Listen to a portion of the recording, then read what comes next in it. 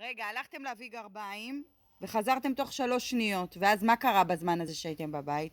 שמעתי פה, ראינו נחש היה בשקט, אוקיי. הוא עושה ככה, הוא עף מכאן זו, ציפי לו ככה. אוקיי, ואני הבאתי סכין חד גדול לאבא, כן. של אבא, וחתכנו אותו. למדתי איך משתפים בו, וחתכתי אותו. את כל הנחש הזה.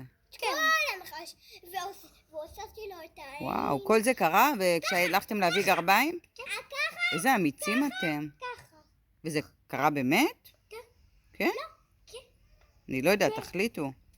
לא, כן, לא, כן. אחד עולה אחד עולה אחד אוקיי. ורגע, ואתם אמיצים, אז אתה לא מפחד יותר מיתושים ולהיכנס לבד הביתה? לא מפחדת. רגע, יש לי שאלה, את החתיכות של הנחש, מה עשיתם איתם?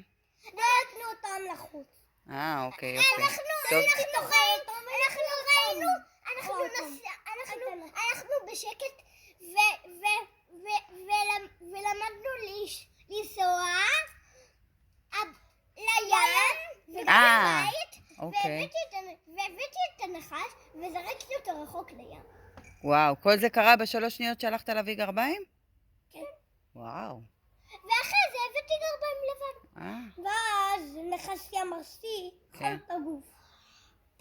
ולא אכלתי לו את הגוף. פשוט הבאתי משהו שיחתוך אותו. ואז הרגנו אותו. מה זה, אתם אמיצים? אז אתם לא מפחדים בכלל. לא מפחדים. תיזהרו, שפרירית מאחוריכם.